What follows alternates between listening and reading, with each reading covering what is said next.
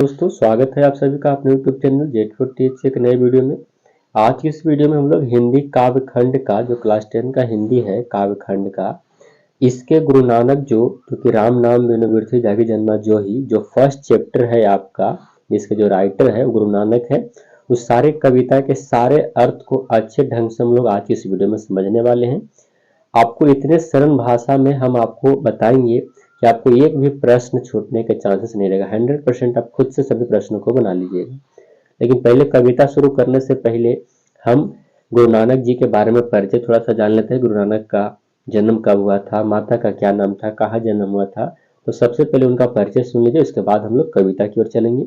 देखिए, ये जो कविता का जो राम नाम बिनु बिरथु जगी जन्मा है, इस कविता के जो लेखक है वो गुरु नानक जी है, हमारे गुरु नानक जी। इनके परिचय की अगर बात कर ले दोस्तों, तो इनका नाम गुरु नानक देव जी था। इनका जन्म 15 अप्रैल 1469 ईस्वी को राय भोई की तलवंडी में हुआ था, है ना।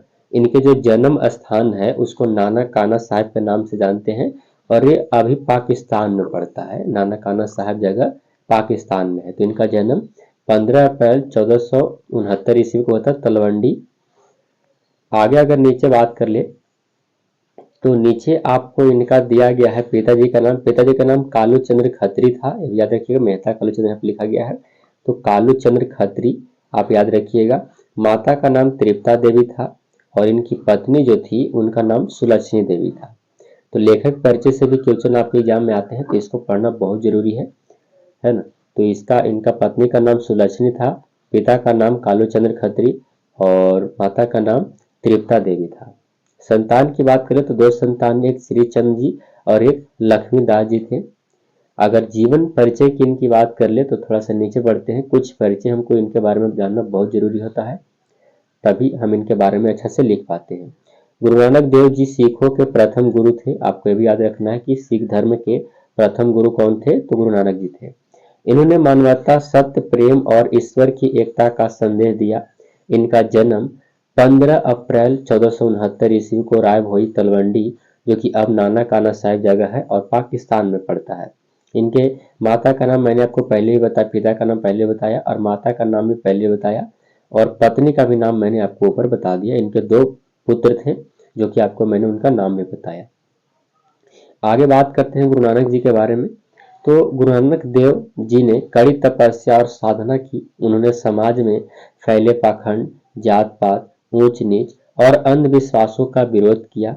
उन्होंने कहा कि ईश्वर एक है और वह सब में व्याप्त है, मतलब सभी में पाया जाता है। उन्होंने प्रेम, दया, सेवा, सत्य और परोपकार की शिक्षा दी सभी को। उन्होंने अपने जीवन काल में 4 लंबी यात्रा किए और लोगों को सही मार्ग दिखाने का काम किए थे। उन्होंने नाम जपो, किरत करो, वंड छको का संदेश दिया, जिसका अर्थ यह होता है कि ईश्वर का नाम जपो, ईमानदारी से कमाओ और सबके साथ बांट कर खाओ। ये हमारे गुरु नानक जी का कहना है।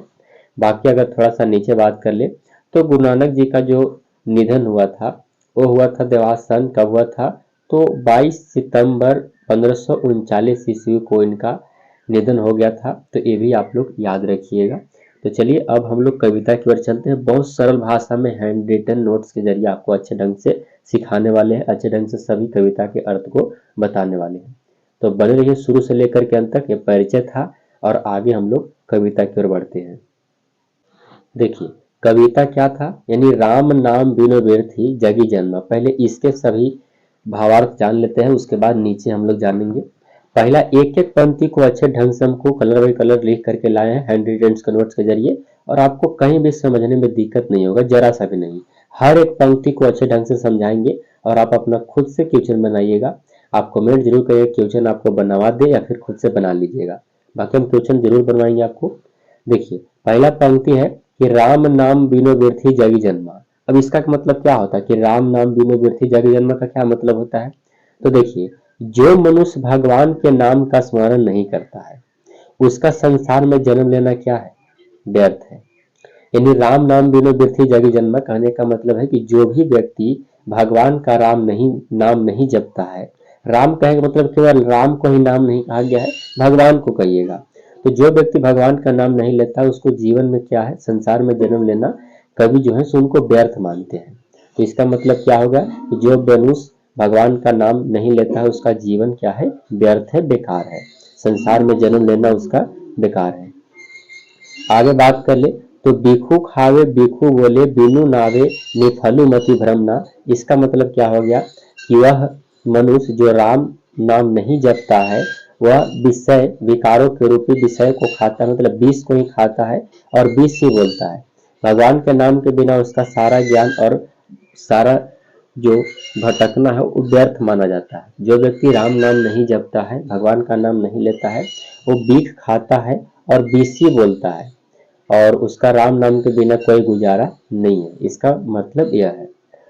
अगला है आपको पुस्तक पाठ व्याकरण बखाने संधिया कर्म निकालू करे। इसका मतलब क्या हो गया कि चाहे कोई पुस्तक बहुत पुस्तक पढ़े, व्याकरण का ज्ञान रखे और धार्मिक कांड करे, इससे कोई फल नहीं मिलने वाला है। आगे अगर नीचे बात कर ले हम लोग,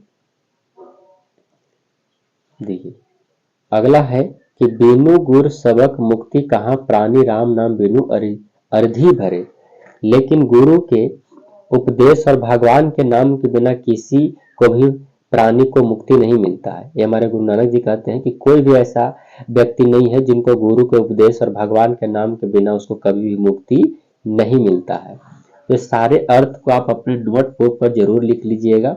इतना अच्छे ढंग से अच्छे प्रकार से आपको लिखा हुआ कहीं नहीं मिलेगा, तो अपने नोट कॉपी में जरूर नोट लिख लीजिएगा, क्योंकि काफी अच्छे ढंग से इसमें लिख करके हम लेकर के आए हैं।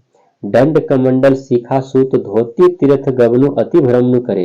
यानी कोई दंड कमंडल लेकर के, आप लोग देखे होंगे किसी झूठ मूठ कमंडल लेकर के, जनेऊ धारण कर करके, जो पंडित जी लोग अपने शरीर में जो जनेऊ लगाते हैं, धोती धारण करके बहुत तीर्थ यात्रा करने, इससे कुछ नहीं होता है ना, ये सबको बेकार मानते हैं गुरु नानक जी।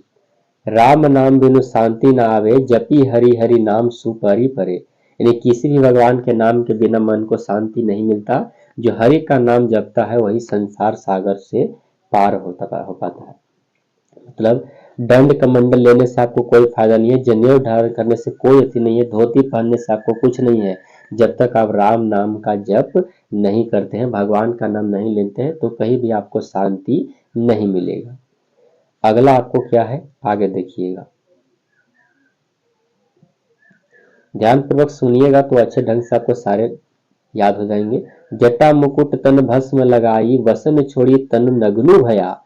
मतलब कोई जटा रखे, शरीर पर भस्म लगाए या नग्न होकर तप करे, इससे क्या होने वाला है बताइए। देखते होंगे आप लोग कि बड़ा बड़ा जटा बढ़ाए हुए रहते हैं साधु लोग, शरीर पर राख, भस्म का मतलब क्या होता है, राख होता है, राख लगाए रहते हैं, नग्न होकर तपस्या करते हैं, नंगे होकर के बिना कपड़ा के तपस्या करते रहते हैं, उससे कुछ होने वाला नहीं है। जेते जीत जब थल जल थल महियल जत्र तत्र तू अरब जिया। भगवान जल थल और आकाश में रहने वाले प्राणियों में हर जगह विद्वान है। हर जगह, जल में, थल में, आकाश में, सभी जगह जो भी प्राणी रह रहे हैं, सब प्राणी में भगवान में विद्वान है। ये हमारे गुरु नानक जी का कहना है। गुर प्रसादी राखिले जन को हरिरास नानक झोली पिया। कहते हैं कि गुरु की कृपा से ही कोई भाग्यशाली व्यक्ति भगवान के प्रेम रस को प्राप्त करता है। बिना गुरु के ज्ञान का आप लोग अच्छे भी सुने हैं कि गुरु की कृपा से ही भाग्यशाली व्यक्ति भगवान के रस को पीता है, प्राप्त करता है। तो ये था पहला पंक्ति, मतलब राम नाम बिनु व्यर्थी वाला का। बाकी है अगला कि जो नर दुख में दुख नहीं माने, इसका क्या है तो देखिए, जो नर दुख में दुख नहीं माने सुख स्नेह अरु भय नहीं जाके कंचन माटी जाने।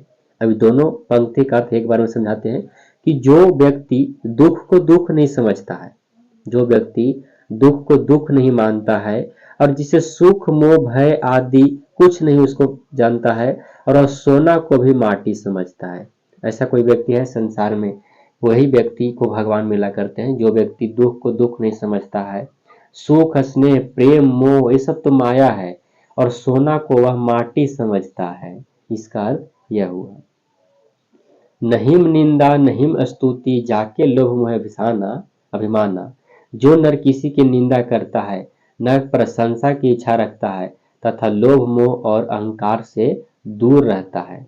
इसका मतलब यही हुआ कि जो कोई भी व्यक्ति हो जो निंदा किसी को करता है, न किसी की प्रशंसा की इच्छा रखता है, न किसी को निंदा करेगा कि कोई व्यक्ति खराब है, ऐसे है, वैसे है, या ना ही किसी की प्रशंसा की इच्छा करेगा कि हमें कोई बड़ाई करे, हम के बारे में कोई चढ़ा करे, किसी के बारे में बताए।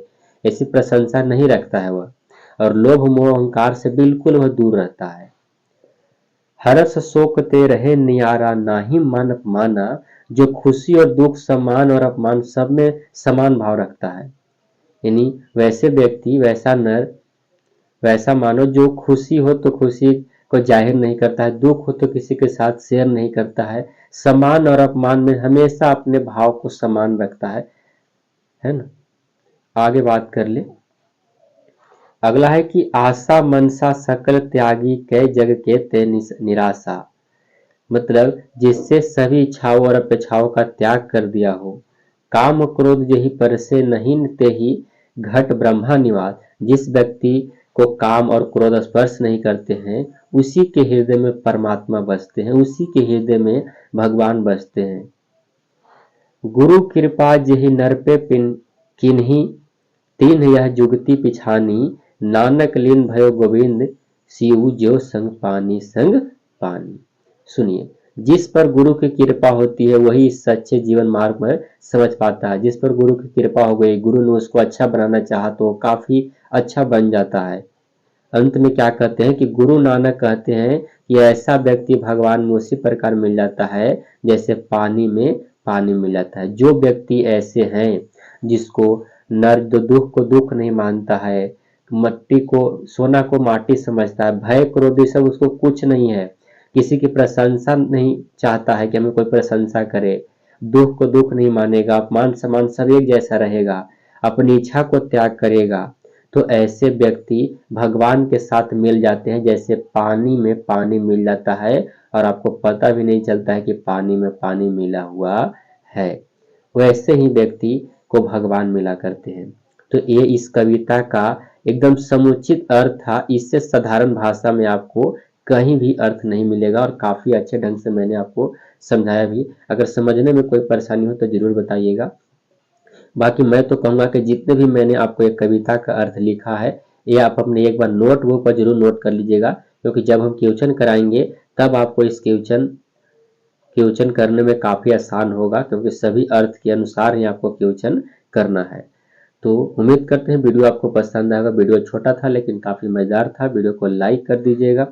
चैनल पर यदि नए हैं तो चैनल को सब्सक्राइब कर लीजिए, और बाकी जो भी गुरु नानक पाठ को नहीं पढ़े हैं उनके पास वीडियो को शेयर जरूर कर दीजिएगा अपने ग्रुप में, अपने दोस्त भाई सभी के पास, और अपने नोटबुक उनको नोट करने के लिए जरूर कहिएगा, क्योंकि अच्छा ढंग से यह अर्थ लिखा हुआ है। मिलेंगे नेक्स्ट वीडियो में, तब तक के लिए जय हिंद प्यारे दोस्तों। अगला हम लोग अगले चैप्टर के जिक्र करेंगे अगले वीडियो में। यहाँ तक देखने के लिए बहुत बहुत धन्यवाद दोस्तों।